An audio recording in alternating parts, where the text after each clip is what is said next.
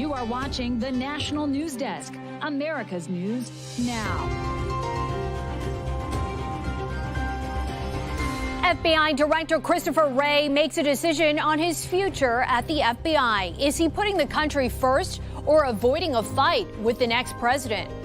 These are not U.S. military drones. Again, this is being investigated by local law enforcement. Whose drones are in the skies over New Jersey? The contradicting messages from the Defense Department and a congressman about how big of a threat these drones are. And then a costly cup, why coffee makers are warning of higher prices coming in the next year, especially for one particularly preferred bean. This is the National News Desk, America's News Now. I'm Dee Dee Gatton. Thank you for joining us. And right now, as we come on the air, the East Coast is being blanketed by rain and snow in some areas as an atmospheric river passes over. The worst of the storms, they have passed, but flood warnings are in effect in Maine, Vermont, New Hampshire, as well as parts of New York and New Jersey until tomorrow morning. Freezing rain is possible tonight into tomorrow morning as those temperatures drop overnight. Now, wind advisories are also in effect in Georgia and North Carolina. Take a look at the numbers right here. Gusts of winds of 40 miles per hour are possible. All the while, power outages from the line of storms knocked out power to between 10 and 17,000 customers in South Carolina, North Carolina, Virginia, Ohio, and Pennsylvania. New tonight, FBI Director Christopher Wray says he intends to resign when President Biden's term ends on January 20th. He was nominated to a 10-year term as director by then President Donald Trump back in 2017. His resignation opens the door for nominee Kash Patel to potentially take the reins of the Bureau during Trump's second term in office beginning next month. The National News Desk, Atra El-Nashar, joining us now with the details. Atra? Good evening, Dee Dee. Well, the writing was on the wall for FBI Director Christopher Wray. He had virtually no chance of being able to serve out the rest of his 10-year term under the incoming Trump administration. So by saying that he'll step down at the end of the Biden administration, Wray's FBI career is ending on his own terms. On Wednesday, Wray told his colleagues at the FBI, "After weeks of careful thought, I've decided the right thing for the Bureau is for me to serve until the end of the current administration in January and then step down. My goal is to keep the focus on our mission, the indispensable work you're doing on behalf of the American people every day. In my view, this is the best way to avoid dragging the Bureau deeper into the fray while reinforcing the values and principles that are so important to how we do our work." Wray has worked for the Department of Justice since 1997, starting as an assistant U.S. attorney for the Northern District of Georgia. Moving up the ranks, President George W. Bush nominated him to be the assistant attorney general for the DOJ's criminal division, and in 2017, it was President Trump who chose him to run the FBI. At the time, Trump called Wray an impeccably qualified individual. Since then, Trump has very publicly soured on Wray. I can't say I'm thrilled with him. He invaded my home. I'm suing the country over it. He invaded Mar-a-Lago. I'm very unhappy with the things he's done. In a Truth Social post Wednesday, Trump said the resignation of Christopher Wray is a great day for America.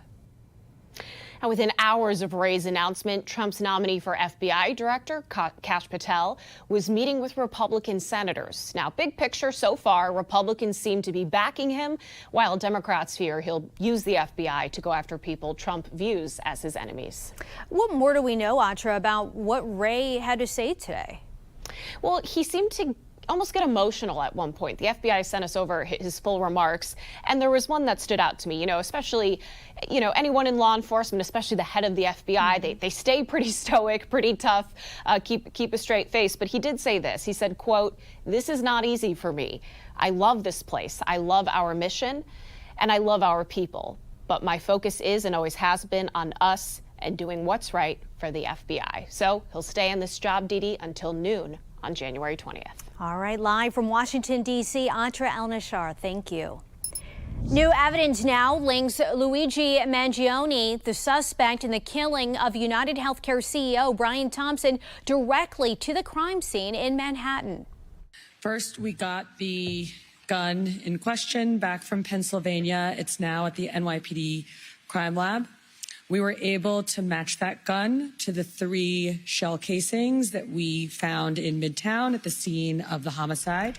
Now, that gun was found on Mangione when he was arrested on Monday. The NYPD commissioner also said fingerprints were found on a water bottle and a Kind bar near the crime scene, and they say they were Mangione's. Investigators are looking through handwritten notes found on Mangione, as well as a spiral notebook.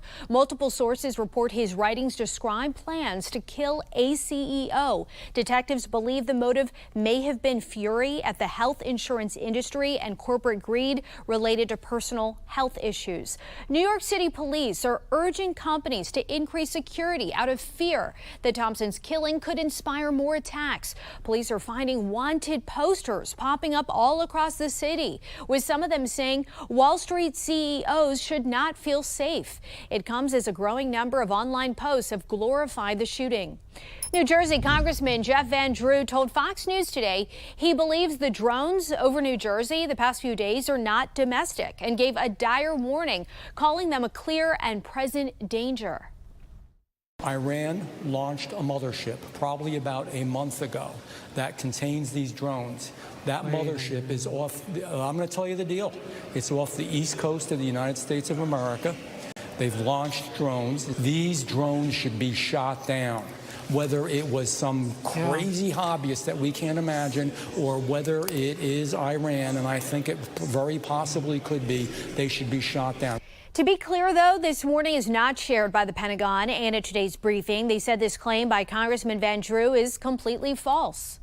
At this time, we have no evidence that these activities are coming from a foreign entity or the work of an adversary. We're going to continue to monitor what is happening, but, at no point were our installations threatened when this activity was occurring. We also learned Ryan Routh, the man accused of the second assassination attempt on Donald Trump earlier this year, is looking to delay the scheduled February trial until December of next year. His attorneys were in court today, saying they are not even close to being ready for trial. The National News Desk Mike Magnoli is in Fort Pierce with the latest. Ryan Routh's federal trial was supposed to begin in February, but his court-appointed attorneys have moved to delay the proceedings because they say federal prosecutors have gathered so much evidence, much of it technical, and they're struggling to review it in a timely manner. 17 cell phones from Routh's car and homes where he's lived. The defense says it's just too much to sift through before trial. For their part, prosecutors want to know if the defense intends to use an insanity plea. But the defense isn't ready to disclose if that's their strategy. In this pretrial hearing, Judge Cannon said she's willing to add a little time, but probably not as much as Routh's team wants. Axios is reporting witnesses are claiming Congresswoman Nancy Mace is over-dramatizing an apparent assault yesterday. U.S. Capitol Police arrested a person last night who is accused of physically accosting the Congresswoman. The South Carolina Republican posted on X that she was attacked over her, quote, fight to protect women. She says she was injured from the incident and has a brace on her wrist. Capitol Police say the incident happened in the Rayburn office building, but it's unclear what exactly happened. With a week and a half to go in this congressional session, the bipartisan-supported Kids Online Safety Act is facing an uphill battle with House leadership. Despite endorsements by Donald Trump Jr. and Elon Musk, Speaker Mike Johnson and Republican leader Steve Scalise are not totally on board. We're working through all that. I'm grateful for the hard work that's been done. I'm grateful for the support behind it. I think all of us, 100% of us, support the principle behind it, but you got to get this one right. The Senate passed bill is the first attempt by Congress to force tech platforms to do more to protect children online, like changing certain features that stoke addiction or allow unwanted contact from strangers. Speaker Johnson says they're still concerned about censorship. Johnson is joined in opposition to the bill by Facebook's parent company Meta and tech lobbying group NetChoice. Waiting until the next Congress would likely kill the current bill. New information: a child in Marin County, California, north of San Francisco, is believed to have contracted bird flu. While the sickness has not been confirmed, the child suffered from a fever and vomiting after drinking raw milk. No other family members got sick. The child has since recovered. There have been 32 confirmed cases of bird flu in California this year and 58 nationwide. Most of those people have been dairy workers who were exposed to infected livestock. Transgender medical care for minors is still allowed in Montana following a state Supreme Court ruling today. The justices upheld a lower court decision that paused a state law banning this care, finding that it likely violates Montana's constitution. The case against the law will now go to trial. This as the UK just banned puberty blockers for minors with gender dysphoria.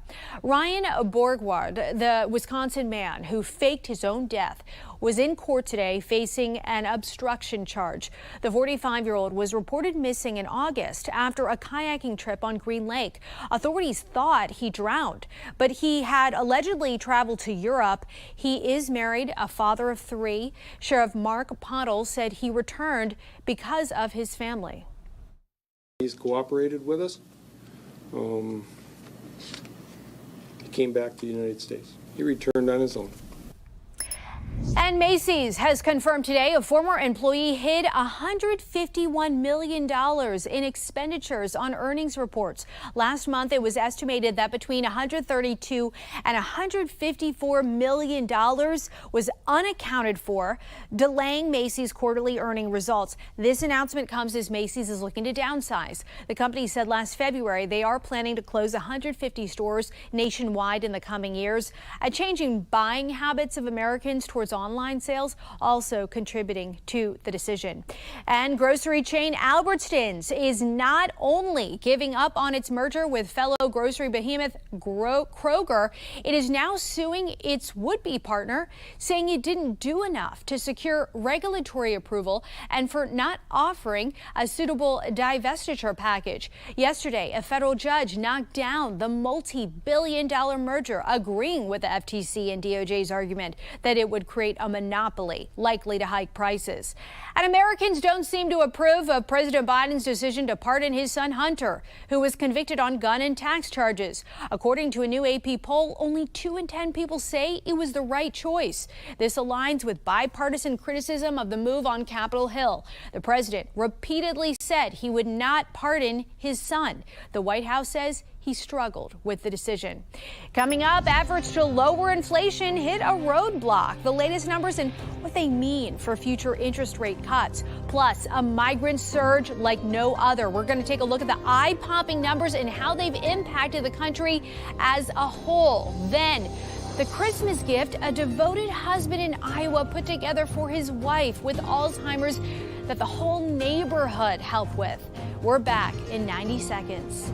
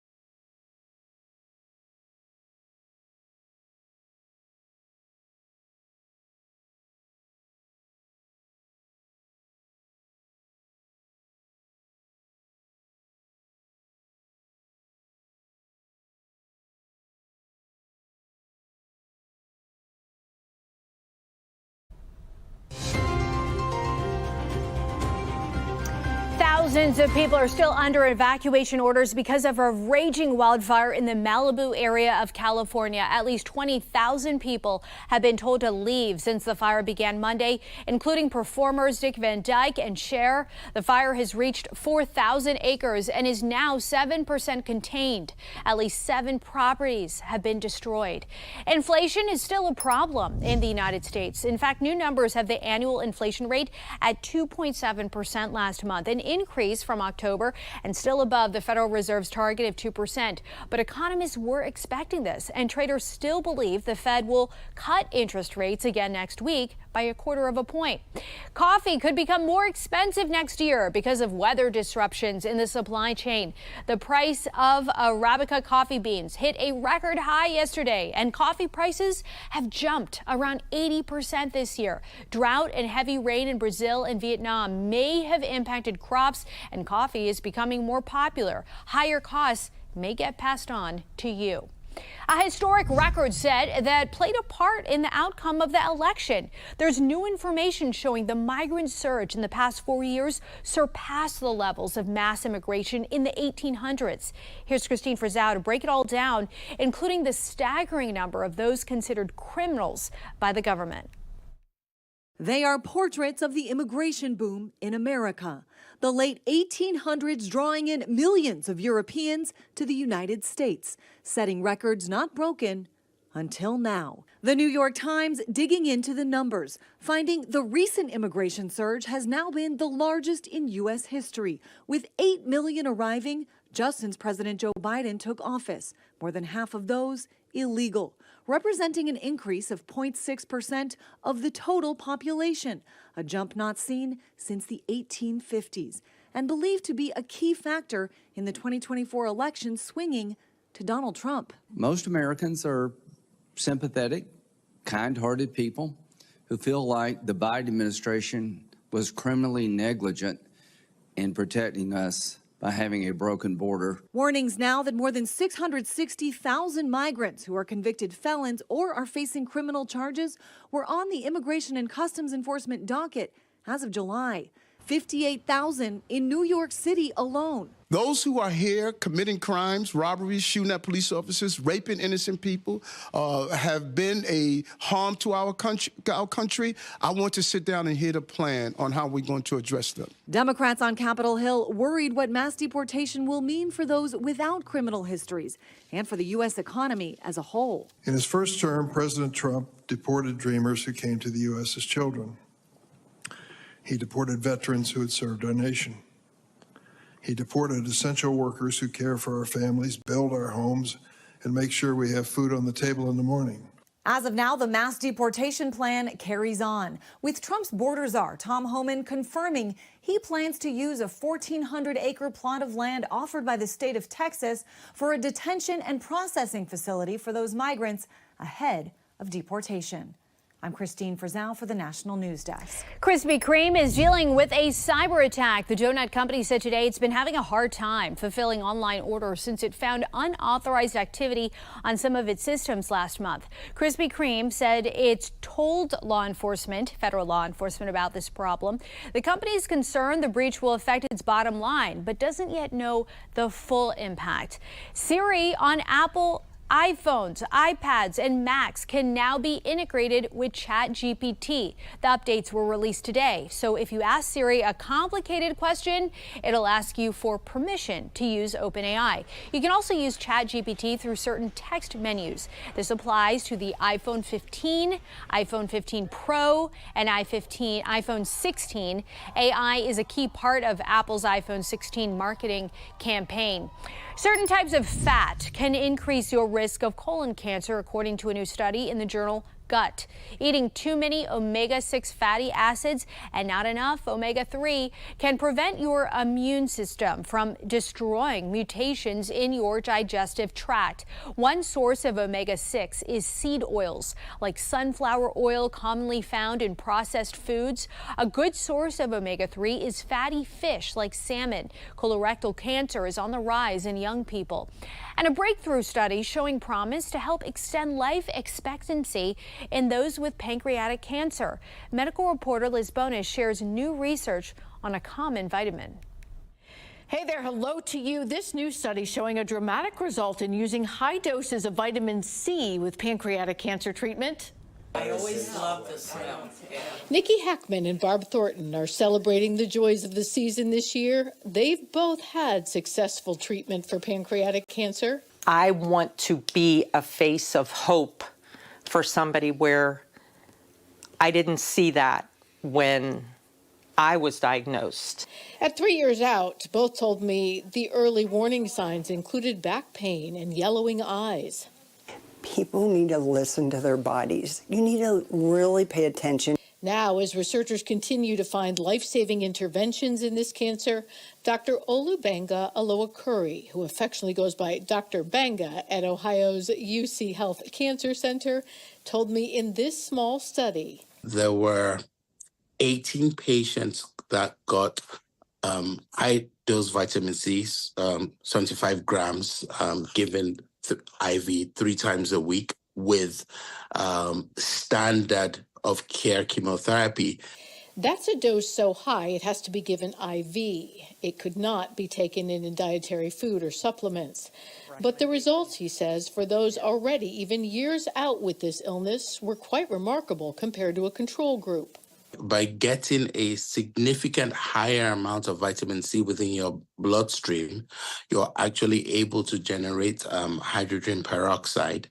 He says that appears to work against tumor cells so much that not only did the vitamin C group have longer progression-free survival, but also looking at the overall survival at the end of the day was almost doubled, because it was 8.3 months in the standard of care arm compared to 16 months.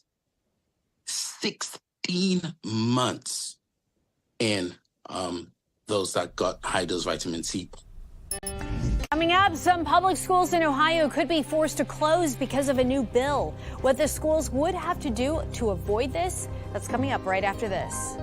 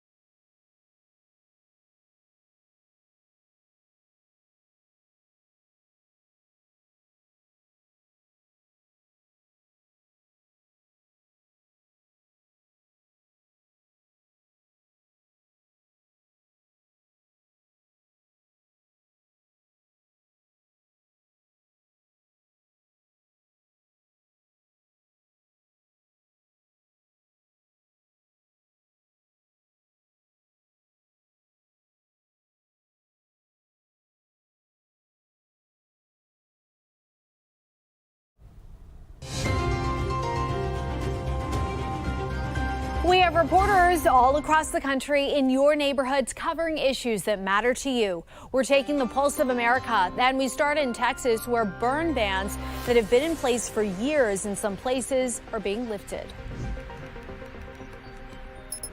We've had enough rain to lift the burn ban. Drought across central Texas has prompted many counties to issue burn bans. That meant for months, people in Williamson and Travis counties could not burn items outside. Williamson County lifted its burn ban on Friday. Interim Fire Chief Ronald Cunningham says this is the first time it's been lifted since being issued back in September. We noticed that we had an opportunity coming up with the weather pattern, that if we're going to lift the ban, that was the ideal time to do it. Although the bans are being lifted, Cunningham says it's important to burn items in the safest way possible. Public school buildings that have been poorly performing could be taken over by charters or an education management organization. The proposed bill says the entity must have experience in improving students' performance and be rated 4 stars or more. The bill's author, Senator Andrew Brenner, says it'll hold public schools accountable to get better, just like a similar law for charters. We right now have an existing law where charter schools can be shut down if they don't perform. And just the threat of that has actually forced the turnaround of many of these charter schools. Buildings that have been underachieving for 3 consecutive years are at risk. They can avoid closure if a third party takes over and the principal and at least a majority of licensed staff would be replaced. Christmas is a very special time of year for John and his wife, John Rankard of Iowa. Christmas Eve, I proposed to her. I was 20 and she was 19. Together since 1971. John says when he laid eyes on her, he knew she was the one. 53 years later, that Christmas love is still in the air. He says he decided to decorate his entire neighborhood block for Joanne, who has Alzheimer's, when she asked about doing Christmas this year on a good day. He asked neighbors for permission and provided everything for 17 homes. So, yeah, it's been something for her that I'm trying to keep her memory alive as long as I can. What a beautiful and thoughtful gift. Coming up, a car return like no other. What led an owner of a newly purchased vehicle to drive through the dealership front door?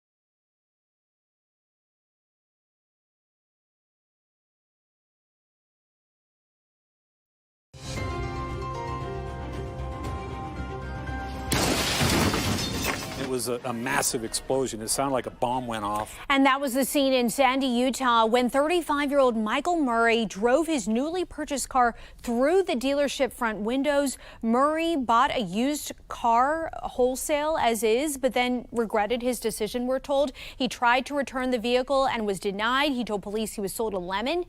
The dealership says Murray was aware the car had not been inspected when he bought it. Remarkably, no one was hurt. Still, Michael Murray was booked into jail for criminal mischief, reckless endangerment, and economic interruption. And that's going to do it for us for this edition of the National News Desk. We invite you to join us again this evening for more coverage on America's top stories. I'm Dee Dee Gatton. Thanks for watching.